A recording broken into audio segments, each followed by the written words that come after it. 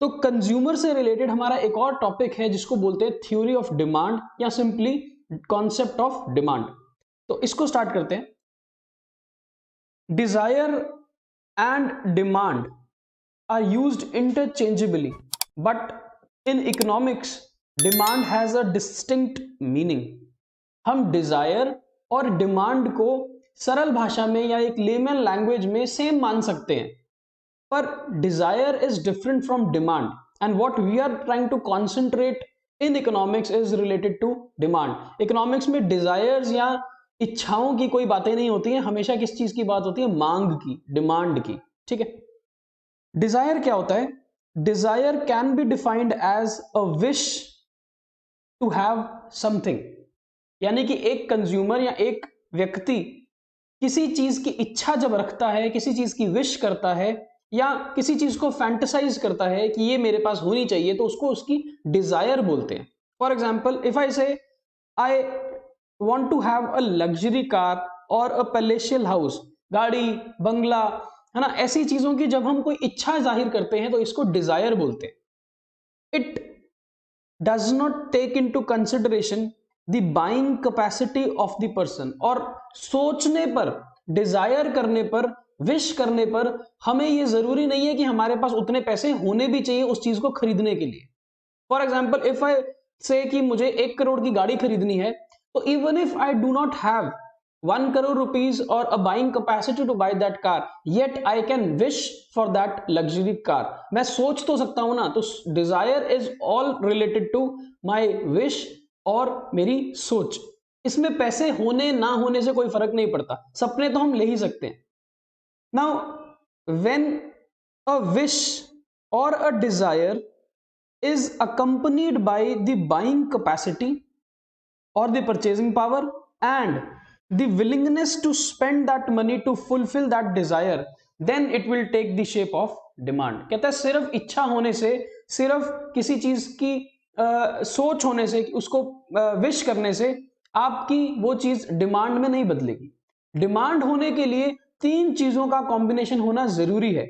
First, you have to have a desire. आप किसी चीज के बारे में सोच रहे हो, ये पहला होना चाहिए। दूसरा, you must have the buying capacity. Buying capacity का मतलब है कि आपके पास कहीं ना कहीं उस चीज को पाने के लिए पैसे होने चाहिए। एंड थर्ड, सिर्फ पैसे होने से भी मतलब नहीं है, you must have a willingness to spend that money. जब तक ये 3 चीजों का कॉम्बिनेशन नहीं आएगा किसी भी व्यक्ति के लिए, वो उस प्रोडक्ट की, उस चीज की, उस कमोडिटी की डिमांड नहीं करेगा। एक बार फिर से, मैंने सोच लिया कि मेरे पास एक लग्जरी कार होनी चाहिए, तो ये मेरी डिजायर है, ये मेरी इच्छा है, ये सिर्फ मेरा ख्वाब है। अब इस इच्छा को पूरा करने के लिए मेरे पास पर्याप्त मात्रा में पैसा भी तो होना चाहिए। I must have a buying capacity और a purchasing power to fulfil my desire. तो मान लो मैं सोच रहा हूं कि एक गाड़ी खरीद लूं और मेरे पास उसको खरीदने के पैसे भी हैं।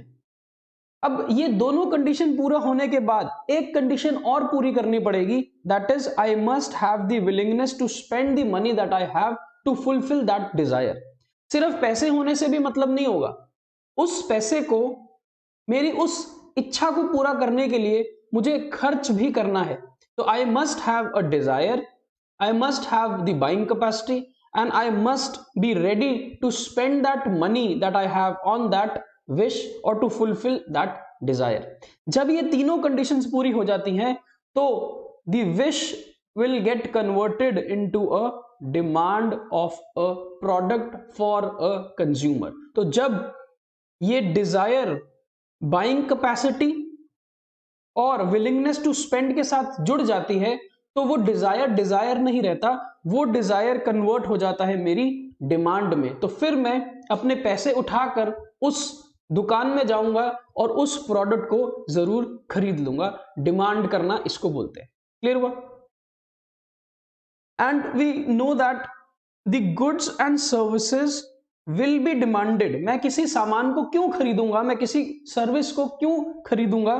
वो इसलिए खरीदूंगा only when the person who wishes to have them also has the ability and willingness to spend that money or money's worth on it, and the goods and services are consumed because they have some utility or a want satisfying power for a consumer. Utility की बात हम कर चुके हैं, कोई भी consumer किसी product को इसलिए खरीदता है क्योंकि उस प्रोडक्ट में, उस कमोडिटी में, उस गुड में किसी जरूरत को, किसी नीड को, किसी इच्छा को पूरा करने की क्षमता होती है, उसको हम यूटिलिटी बोलते हैं। और कोई भी व्यक्ति किसी गुड को, किसी सर्विस या कमोडिटी को तब खरीदता है जब वो उसकी किसी जरूरत को पूरा कर सके, उसके पास पैसे होने चाहिए उसको खरीदने के, और सिर्फ पैसे नहीं, उस पैसे को खर्च करने की उसके पास विलिंगनेस टू स्पेंड भी होनी चाहिए। So this is all about the concept of demand. तो डिमांड बहुत सिंपल सी बात है कि मैं किसी प्रोडक्ट को इसलिए खरीदूंगा क्योंकि वो मेरी किसी जरूरत को पूरा करती है, यूटिलिटी है, और मेरे पास उसको खरीदने के लिए पैसे हैं, विलिंगनेस टू स्पेंड है, और उस सामान के प्रति मेरी कोई डिजायर या इच्छा होनी चाहिए। ठीक हुआ।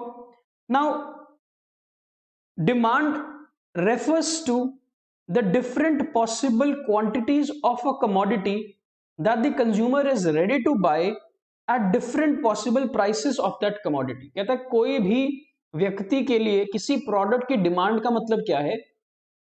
उसका मतलब ये है कि अगर उस प्रोडक्ट, उस कमोडिटी, उस गुड का प्राइस चेंज होता है तो वो हर पॉसिबल प्राइस पर कितना सामान खरीदने की इच्छा रखता है, इसको demand of a product for a consumer बोलते हैं। फॉर एग्जाम्पल इसको समझते हैं, एक प्रोडक्ट है एक्स, तो जब उसका प्राइस 5 रुपए है, कंज्यूमर ये चाहता है कि वो उसके 10 यूनिट्स खरीद ले। तो at price 5 rupees per unit a consumer wants कि वो उसके 10 यूनिट्स खरीद लेगा। पर जब उसका प्राइस बदलकर 6 रुपए हो जाता है, महंगा हो जाता है वो प्रोडक्ट, तो फिर कंज्यूमर कहता है कि अब मैं 8 यूनिट ही खरीदूंगा। तो पहले 5 रुपए पे वो 10 यूनिट खरीदने को तैयार था, प्राइस महंगा होने पर वो कम यूनिट खरीदने को तैयार है।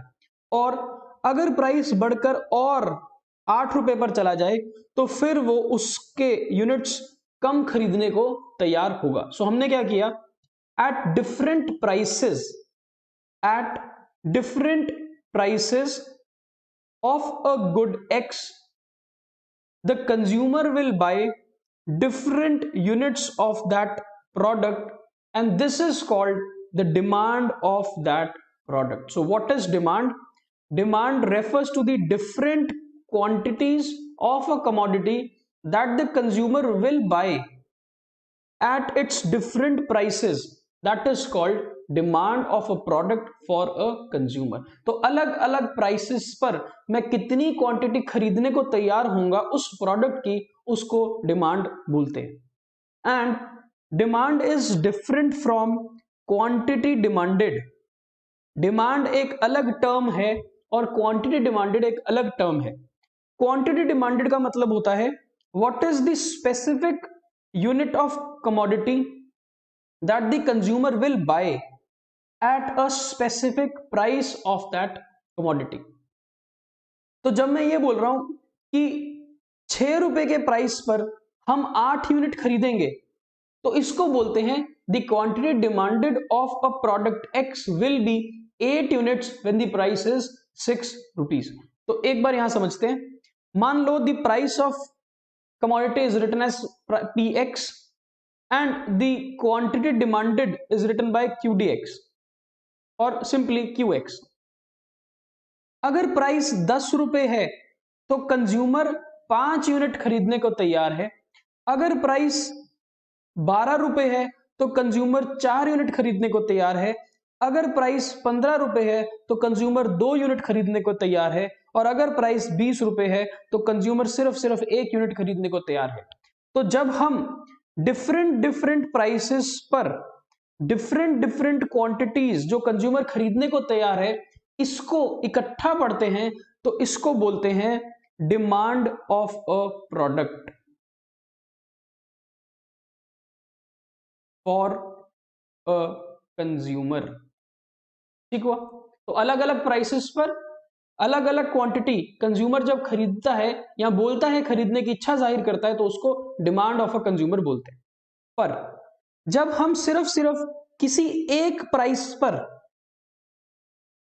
क्वांटिटी डिमांडेड को चेक करते हैं, सिर्फ 15 रुपए पर कंज्यूमर कितने यूनिट्स खरीदेगा, जब हम इसी को देखते हैं तो इसको बोलते हैं quantity demanded is 2 units when price of good x is 15 rupees. तो जब हम सिर्फ एक सिंगल प्राइस पर क्वांटिटी को चेक करते हैं तो उसको बोलते हैं क्वांटिटी डिमांडेड, और जब अलग अलग प्राइसेस पर अलग अलग क्वांटिटीज को इकट्ठा पढ़ते हैं तो उसको बोलते हैं डिमांड। क्लियर हुआ? So there is a difference between demand and quantity demanded. Now what is a demand schedule? Demand schedule क्या है? जो अभी मैंने बनाया वो डिमांड शेड्यूल ही है। क्या मतलब? It is a table which shows the relationship between different quantities of a commodity which will be purchased at different prices of that commodity. So अलग अलग prices पर कितनी अलग अलग क्वांटिटी कंज्यूमर खरीदने को तैयार होगा, जब हम इसको एक टेबल में लिख देते हैं, which table shows the relationship between price of a good and its quantity, then that table will be called a demand schedule. Clear hua? So what is a demand schedule? It is a table which shows the relationship between different prices of a product and vis-a-vis related quantity that the consumer will buy at those prices. ठीक है? Now जब हम demand schedule की बात करते हैं तो दो तरह से डिमांड शेड्यूल को पढ़ा जाता है। One, it is called a individual demand schedule, means it is related to a single consumer in the market, and when we say market demand schedule, इसको बोलते हैं it is related to all consumers in the market. तो एक होता है किसी भी consumer का, इंडिविजुअल व्यक्ति का डिमांड शेड्यूल, यानी कि एक इंडिविजुअल व्यक्ति अपने दिमाग में क्या सोचता है in relation to price and in relation to the quantity which he will demand, then उस रिलेशनशिप को जब हम एक टेबल में लिख देते हैं तो उसको बोलते हैं इंडिविजुअल्स डिमांड शेड्यूल। पर अगर एक मार्केट के बारे में सोचो, एक ऐसे सेक्टर के बारे में सोचो, एक ऐसी लोकेलिटी के बारे में सोचो जहां पर बहुत सारे कंज्यूमर्स हैं, mister A, mister B, C, D, बहुत सारे कंज्यूमर्स हैं, तो हर कंज्यूमर का एक इंडिविजुअल डिमांड शेड्यूल होगा, क्योंकि हर कंज्यूमर अपने हिसाब से सोचता है। मैं अगर 10 रुपए की चीज पर 5 क्वांटिटीज खरीदने को तैयार हूं तो it is my perspective, it is my नजरिया, और आप एज अ कंज्यूमर शायद 10 रुपए पे एक ही यूनिट खरीदने को तैयार हो। सो इंडिविजुअल कंज्यूमर अलग अलग तरीके से बिहेव करता है, अलग अलग तरीके से उसकी डिमांड का कॉन्सेप्ट होता है। पर जब सभी कंज्यूमर्स की हम डिमांड को कंसोलिडेट कर देंगे, सम कर देंगे उन सभी का, या टोटल कर देंगे उन सभी शेड्यूल्स को, तो हमारे पास क्या आ जाएगा? मार्केट डिमांड शेड्यूल आ जाएगा। एक बार इसको समझते हैं। Individual demand schedule refers to the demand of an individual buyer in the market. अकेला एक व्यक्ति के बारे में जब हम उसका डिमांड शेड्यूल बनाएंगे तो उसको इंडिविजुअल डिमांड शेड्यूल बोलते हैं, and it shows the quantities that the individual buyer wants to buy at different possible prices at a given point of time. तो मान लो एक है मिस्टर ए, और मिस्टर ए किसी गुड एक्स को खरीदना चाहते हैं, लेकिन वो अपने मन में क्या सोचते हैं कि जब गुड एक्स का प्राइस 1 रुपए होगा तो उसके वो 4 यूनिट्स खरीद लेंगे। जब प्राइस गुड एक्स का महंगा हो जाएगा तो वो उसके कम यूनिट्स खरीदेंगे, 3 यूनिट्स खरीदेंगे। जब प्राइस और महंगा हो जाएगा तो और कम यूनिट्स खरीदने को तैयार होंगे, और जब प्राइस 4 रुपए पर पहुंच जाएगा तो वो सिर्फ उसका एक ही यूनिट खरीदने को तैयार होंगे। जब ऐसा मिस्टर ए गुड एक्स के बारे में सोचते हैं तो इसको बोलते हैं individual demand schedule of Mr. A in relation to good x. Clear हुआ? जैसा मिस्टर ए सोचते हैं ऐसा नहीं है कि मिस्टर बी भी वैसा ही सोचे। मिस्टर बी अपने हिसाब से अपना डिमांड शेड्यूल तय कर सकते हैं। Now what is a market demand schedule? Market demand schedule represents the demand for a commodity by all the consumers in the market। तो एक मार्केट के बारे में सोचो, आप एक लोकेलिटी के बारे में सोचो जहां पर बहुत सारे कंज्यूमर्स हैं, और एक ही प्रोडक्ट एक्स के बारे में समझो। तो हर कंज्यूमर उस प्रोडक्ट एक्स को अलग अलग रेट ऑफ, अलग अलग प्राइस ऑफ एक्स पर कितनी अलग अलग क्वांटिटी मांगेंगे। जब हम इसको इन टोटलिटी देखेंगे, पूरी मार्केट के पर्सपेक्टिव से देखेंगे, सम टोटल करके देखेंगे, तो इसको बोलेंगे market demand schedule. It shows the different quantities that the consumers want to buy at different possible prices at a given point of time. एक एग्जांपल लेंगे, उससे आपको समझ आ जाएगा। Let's take an example that there are 3 consumers in the market. एक market है, एक प्रोडक्ट है, और 3 कंज्यूमर हैं, मिस्टर ए, मिस्टर बी और मिस्टर सी। अब प्राइस तो मार्केट में गुड एक्स का मिस्टर ए के लिए भी सेम होगा, मिस्टर बी के लिए भी सेम होगा और मिस्टर सी के लिए भी सेम होगा। बिकॉज जब वो मार्केट में कोई सामान खरीदने जाएंगे तो मिस्टर ए को वो अलग रेट पर नहीं मिलेगा। जिस रेट पर, जिस प्राइस पर मिस्टर बी खरीदेंगे, मिस्टर सी खरीदेंगे, उसी प्राइस में मिस्टर ए को भी वो खरीदना पड़ेगा। तो मिस्टर ए जब मार्केट में जाते हैं और वो ये सोच के जाते हैं कि अगर मुझे 1 रुपए में सामान मिलेगा तो मैं 6 यूनिट्स खरीद लूंगा। जब 1 रुपए पे वो एक्स गुड मिलेगा तो मैं उसके 6 यूनिट्स खरीद लूंगा, और जैसे जैसे प्राइस बढ़ता जाएगा मैं वैसे वैसे क्वांटिटी को कम करता जाऊंगा। तो ऐसा मिस्टर ए सोचकर घर से निकलते हैं गुड एक्स को खरीदने के लिए। सिमिलरली मिस्टर बी भी यही सोचते हैं। मिस्टर बी ये कहते हैं कि अगर 1 रुपए का प्राइस होगा तो मैं 11 यूनिट्स खरीद लूंगा। अब ए और बी के अंदर एक फर्क है। शायद ए के पास पैसे कम है, शायद ए ज्यादा क्वांटिटी नहीं खरीदना चाहता, इसीलिए 1 रुपए पे ए तो 6 यूनिट मांगेगा लेकिन बी 11 यूनिट मांग सकता है। सिमिलरली जैसे जैसे प्राइस बढ़ेगा वैसे वैसे मिस्टर बी भी अपनी क्वांटिटी डिमांडेड को कम कर देंगे। तो आप ए के बारे में भी देख सकते हो और बी के बारे में भी देख सकते हो। फिर आते हैं मिस्टर सी। मिस्टर सी कहते हैं कि अगर 1 रुपए में सामान मिलेगा तो मैं 13 यूनिट खरीदूंगा। ये मिस्टर सी और अमीर हैं और ज्यादा यूनिट खरीदने को तैयार होंगे। मिस्टर सी कहते हैं अगर 2 रुपए का प्राइस होगा तो मैं 12 यूनिट खरीदूंगा, और जैसे जैसे प्राइस बढ़ता जाएगा वैसे वैसे मैं यूनिट कम करता जाऊंगा। सो आपने एक मिस्टर ए का डिमांड देखा, मिस्टर बी का डिमांड और मिस्टर सी का डिमांड शेड्यूल बना लिया। तो ये होता है individual demand schedule of mister A, mister B and mister C. पर अगर उस मार्केट के बारे में सोचो इन टोटलिटी, तो मार्केट में अगर 1 रुपए में सामान मिलेगा, मार्केट में अगर वो गुड 1 रुपए में मिलेगा तो फिर मिस्टर ए 6 यूनिट खरीद लेंगे, मिस्टर बी 11 यूनिट खरीद लेंगे और मिस्टर सी 13 यूनिट खरीद लेंगे। तो टोटल मार्केट में उस गुड की कितनी डिमांड होगी? 30। कैसे निकलेगा?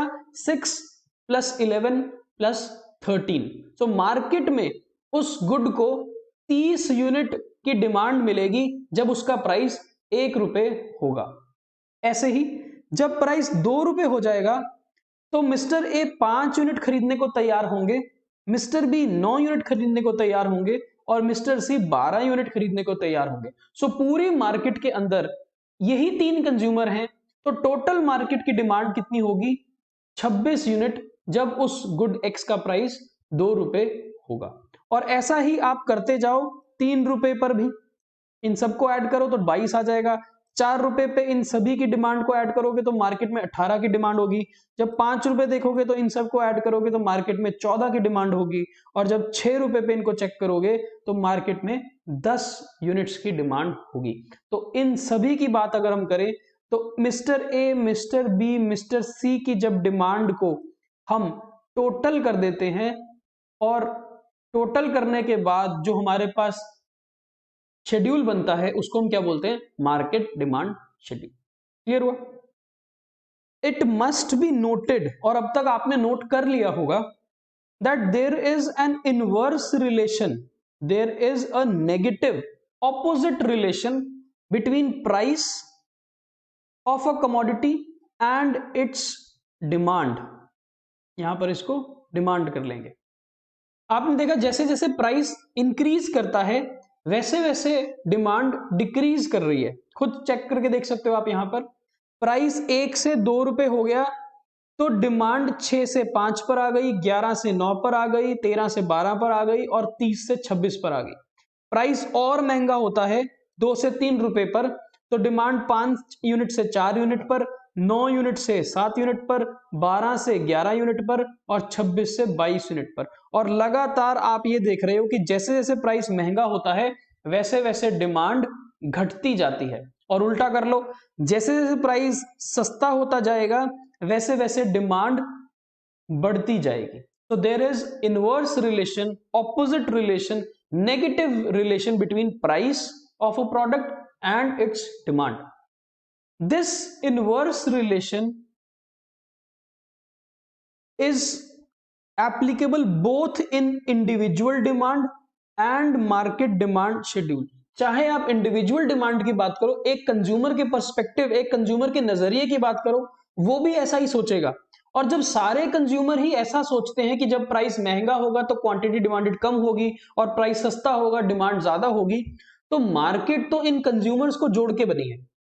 तो मार्केट का behaviour as a whole will be same, there is inverse relation between price and demand of a product. Clear?